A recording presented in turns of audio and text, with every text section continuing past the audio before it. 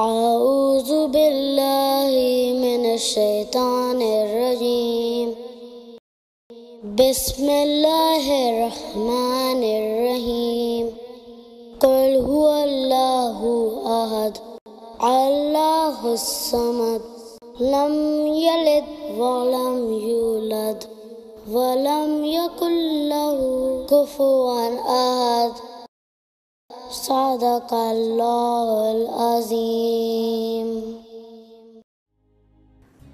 بسم اللہ الرحمن الرحیم۔ السلام علیکم۔ آج 17 رمضان المبارک ہے۔ 17 رمضان المبارک جمعہ کا دن، غزوہ بدر، جب 313 مسلمانوں نے 1000 کفار کے لشکر پر فتح پائی۔ وہ 313 تھے اور کفار 1000۔ اور غزوہ بدر، جس کو یوم فرقان اور یوم دفاع کے نام سے بھی جانا جاتا ہے، اس نے دنیا کو بتا دیا کہ مسلمان تعداد میں کم ہی کیوں نہ ہوں مگر کفار پہ ہمیشہ بھاری رہتے ہیں، کیونکہ اللہ کی مدد آ پہنچتی ہے۔ اللہ پاک مسلمانوں کا ساتھ دیتے ہیں اگر وہ حق پر ہوں اور ان کے دل میں اسلام کو بچانے کا، نبی پاک صلی اللہ علیہ وسلم کی سنت پر چلنے کا، قرآن پاک کے احکامات پر عمل کرنے کا جذبہ، سچا جذبہ موجود ہو۔ یہ وہ وقت تھا جب نبی پاک صلی اللہ علیہ وآلہ وسلم نے اپنے دفاع کے لیے تلوار اٹھائی اور کفار کو بتا دیا کہ مسلمان تعداد میں کتنے ہی کم کیوں نہ ہوں، ان کا ایمان اللہ پر ایمان اتنا بڑا ہوتا ہے کہ وہ بڑے سے بڑے لشکر کو بھی دور ہٹا دیتے ہیں، فتح پاتے ہیں، ہرا دیتے ہیں اور غازی بن جاتے ہیں۔ تو نبی پاک صلی اللہ علیہ وسلم کا وہ یقین، اللہ پاک پر یقین کہ اللہ پاک ان کا ساتھ دے گا، اس یقین نے 313 مسلمانوں کو فتح یاب کیا۔ قرآن پاک میں اللہ پاک ارشاد فرماتے ہیں، اللہ نے تم لوگوں کی مدد فرمائی بدر میں جبکہ تم لوگ کمزور اور بے سر و سامان تھے، بس تم اللہ سے ڈرتے رہو تاکہ تم شکر گزار بنو۔ جبکہ تم کمزور تھے، یعنی مسلمان صرف 313، کفار کا لشکر 1000، مسلمانوں کے پاس صرف 70 اونٹ، کفار کے لشکر کے پاس 700 اونٹ، مسلمانوں کے پاس صرف 2 گھوڑے، کفار کے پاس گھوڑوں کی بھرمار، مسلمانوں کے پاس صرف 8 جنگی لباس، اور کفار مکہ جنگی لباسوں سے لبریز، مسلمانوں کے پاس صرف 7 تلواریں، جبکہ ان کے پاس کثیر تعداد میں جنگی سامان موجود۔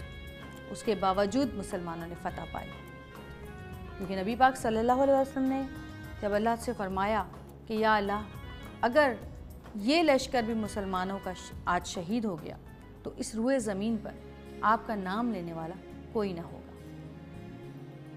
اللہ پاک کو یہ کب گوارا تھا کہ اس کے پیارے محبوب حضرت محمد مصطفیٰ صلی اللہ علیہ وآلہ وسلم ایمان پر ہوتے ہوئے بھی، حق پہ ہوتے ہوئے بھی شکست پائیں۔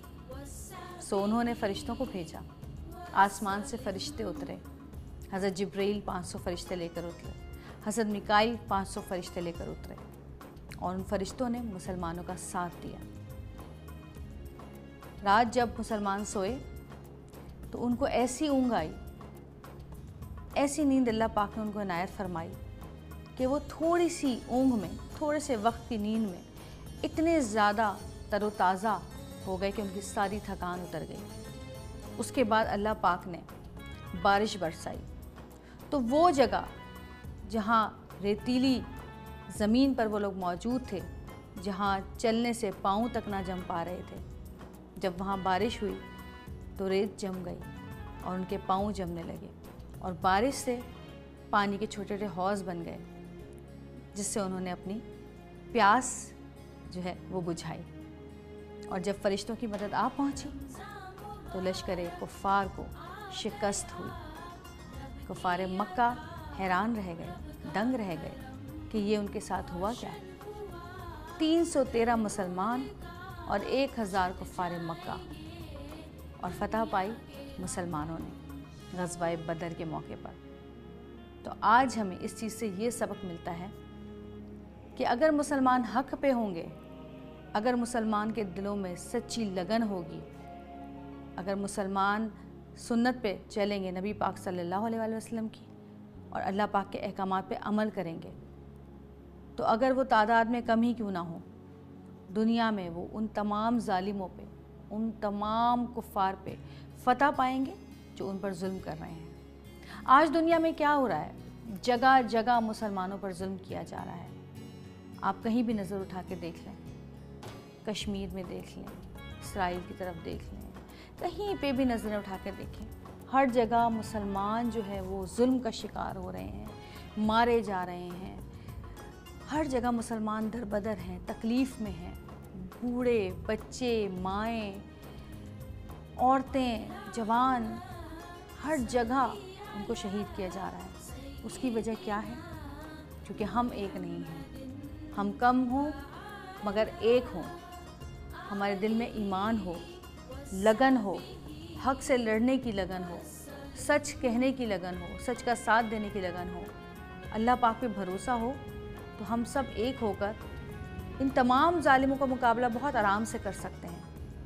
تو اللہ سے دعا کریں آئیے کہ اللہ پاک ہم تمام مسلمانوں کو، دنیا کے تمام مسلمانوں کو ایک کر دے، ایسا پکا ایمان کرتے مسلمانوں کا کہ جس طرح وہ 313 1000 پر غالب آئے تھے، ہم تمام مسلمان دنیا کے تمام ظالموں پر غالب آ جائیں۔ کاش کہ ایسا ہو۔ دعا کرتے ہیں اللہ سے کہ اللہ پاک مسلمانوں کو ان کے ایمان کے ساتھ آپس میں جوڑ دے۔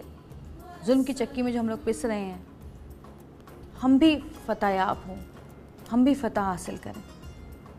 وہ تو صرف 313 تھے، ہم تو کتنے سارے ہیں ماشاءاللہ، ہم کیوں نہیں کامیاب ہو سکتے؟ ضرور ہو سکتے ہیں۔ کاش اللہ پاک ہماری اس دعا کو سن لے کہ ہم غزوہ بدر کے غازیوں کی طرح ان ظالموں سے لڑیں اور فتح یاب ہوں۔ دین کا اونچا کیا تم نے مقام، السلام اہل بدر، السلام۔ چلتے ہیں اپنے اگلے سیگمنٹ کی طرف، دیکھتے رہیے گا رمضان مبارک۔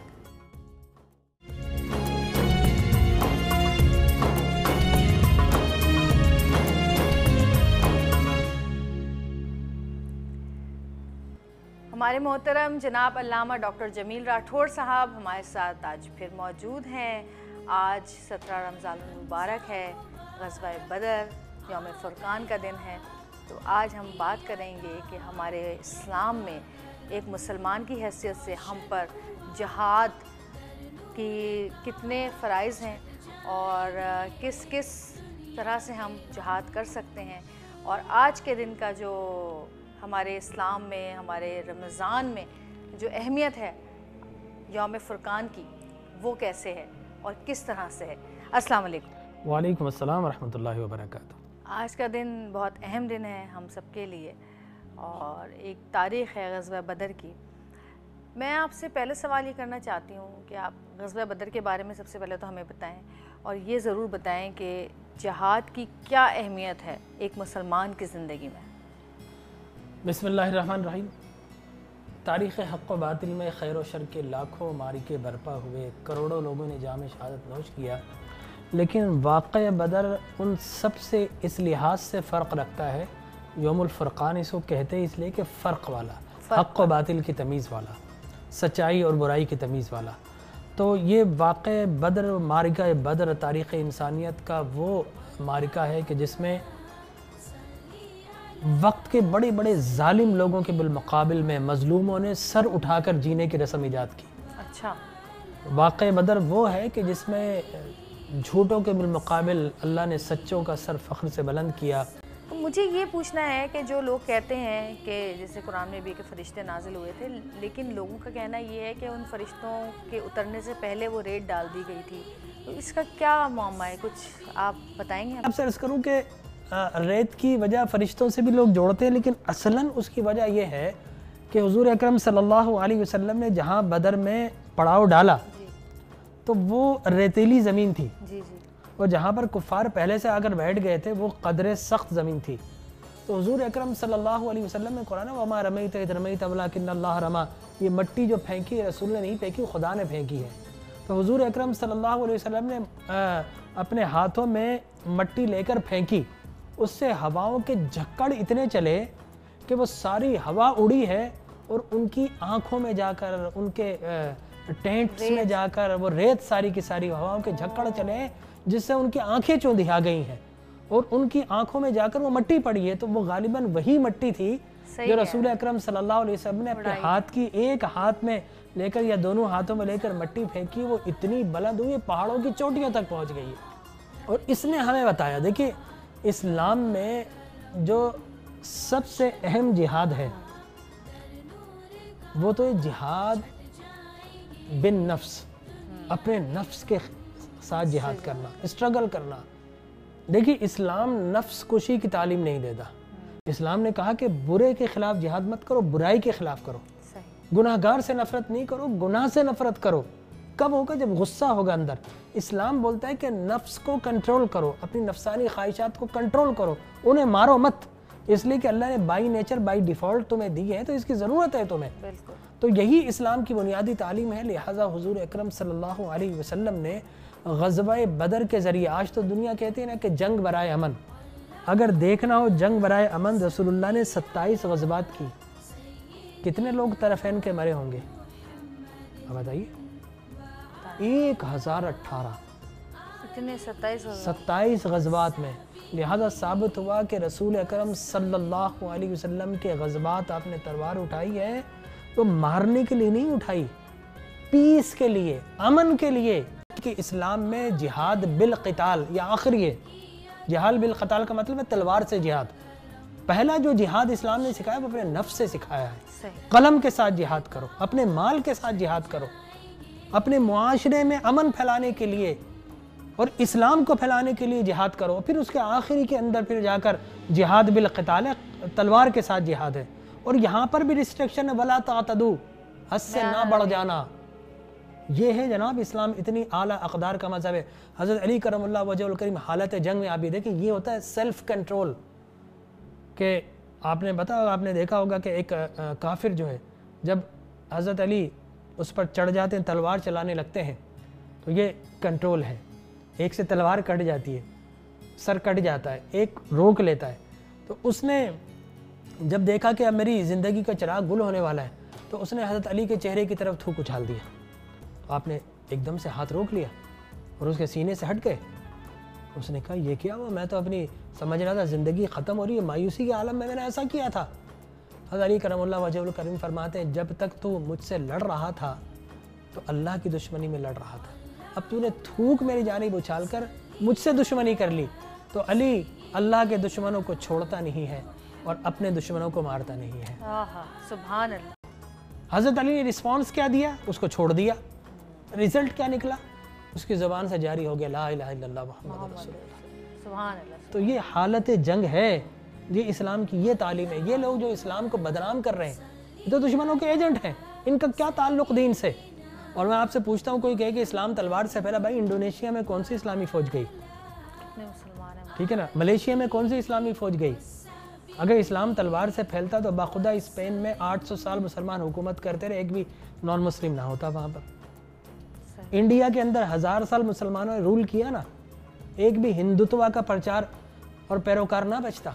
اسلام بولتا ہے سب یا تو کلمہ پڑھو یا پھر مارے جاؤ، نہیں، یہ اسلام کی تعلیم نہیں ہے۔ اسلام کی تعلیم ہے اسلام پھیلاؤ تو محبت سے پھیلاؤ، اخلاق سے، اسلام کو بچاؤ تو تلوار سے بچاؤ۔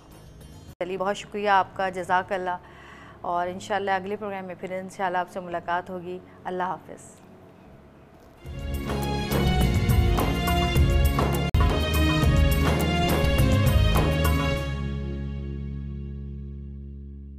نحمدہ ونصلی علی رسولہ الکریم، اما بعد، فاعوذ باللہ من الشیطان الرجیم، بسم اللہ الرحمن الرحیم۔ تمام تعریفیں اللہ سبحانہ وتعالی کے لیے اور درود و سلام اللہ کے رسول حضور محمد مصطفیٰ صلی اللہ علیہ وآلہ وسلم۔ آج کا جو وظیفہ ہے وہ انتہائی اہم ہے۔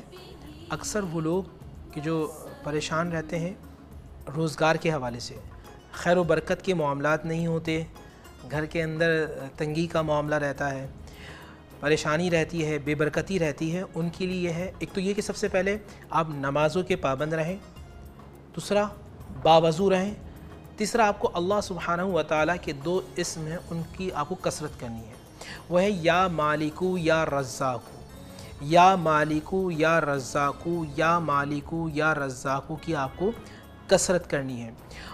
گھر میں خیر و برکت کے لیے نبی پاک صلی اللہ علیہ وآلہ وسلم کی جانب سے بھی نسخہ ہے، وہ ہے سورۃ البقرہ۔ میرے آقا کریم صلی اللہ علیہ وآلہ وسلم نے ارشاد فرمایا کہ جس گھر میں سورہ بقرہ پڑھی جائے، حدیث کا مفہوم ہے کہ اس گھر میں خیر و برکت ہوتی ہے۔ تو اگر آپ چاہتے ہیں آپ کے گھر میں خیر و برکت ہو، تنگی ختم ہو، معاشی معاملات بہتر ہوں، تو سورہ بقرہ کی کثرت کیجئے۔ اللہ تعالیٰ یا مالک یا رزاق جو اللہ کے نام اسماء الحسنہ کی برکت سے، سورہ بقرہ کی برکت سے اللہ تعالیٰ ہم سب کی تمام پریشانی کو دور فرمائے اور ہمارے رزق کی تنگی کو اللہ تعالیٰ ختم فرمائے۔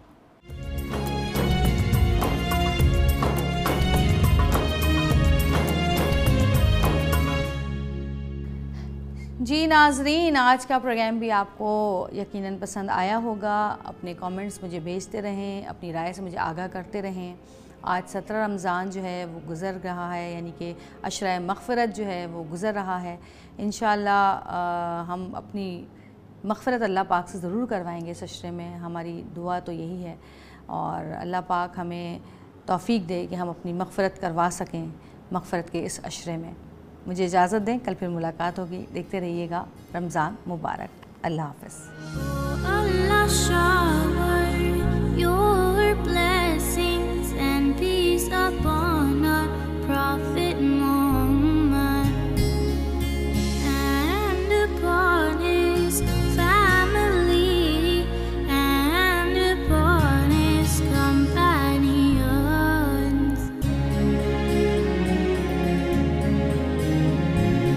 Allahumma salli ala Sayyidina Muhammadin wa ala alihi wa sahbihi wa sallim.